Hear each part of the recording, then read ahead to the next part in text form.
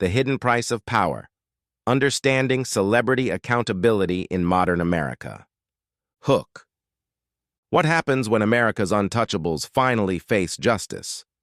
In July 2025, one of hip-hop's most powerful moguls stood before a jury that would determine if his empire was built on more than just talent and ambition. This is the story of how celebrity, power, and the American justice system collided in ways that reveal uncomfortable truths about who gets held accountable in this country and who doesn't.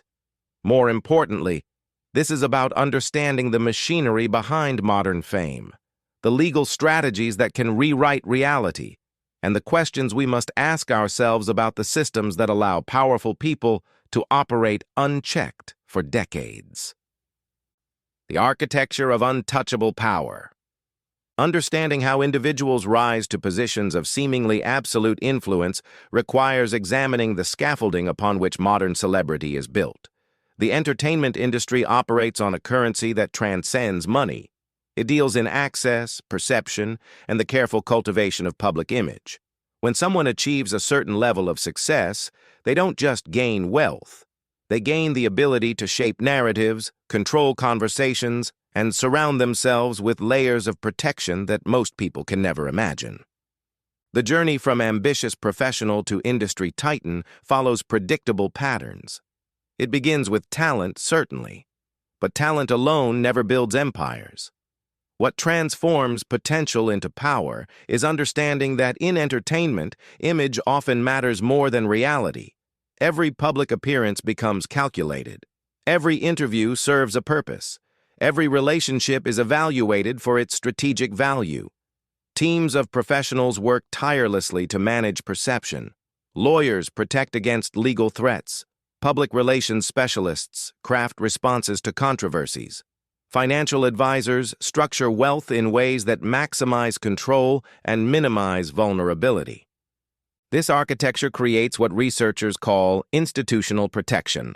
When someone becomes sufficiently important to an industry, that industry develops a vested interest in protecting them.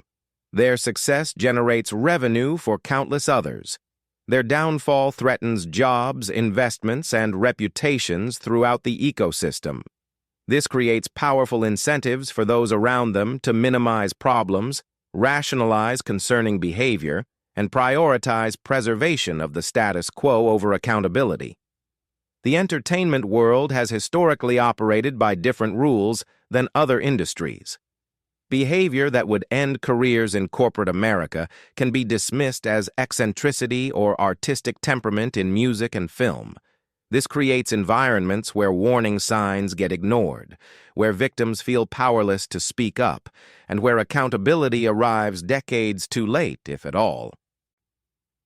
The government's weapon: understanding RICO. To understand what made this case extraordinary, we must understand the weapon the government chose to deploy. The Racketeer-Influenced and Corrupt Organizations Act, known as RICO, represents one of the most powerful tools in federal prosecution. Enacted in 1970, RICO was designed to dismantle the mafia's stranglehold on American cities. Its brilliance lay not in targeting individual crimes, but in attacking the entire organizational structure that made those crimes possible. Traditional prosecution focuses on specific criminal acts, but organized crime operates differently. The person ordering crimes often never touches weapons, never sees victims, never directly participates. They insulate themselves through layers of subordinates and plausible deniability. RICO changed the game by making it possible to charge the entire enterprise as a criminal conspiracy. Under RICO, prosecutors must prove a pattern of racketeering activity, meaning at least 2 related crimes from a specified list committed within 10 years. More importantly, they must prove these acts were connected through an enterprise, an ongoing organization with a common purpose. The implications extend far beyond normal criminal proceedings.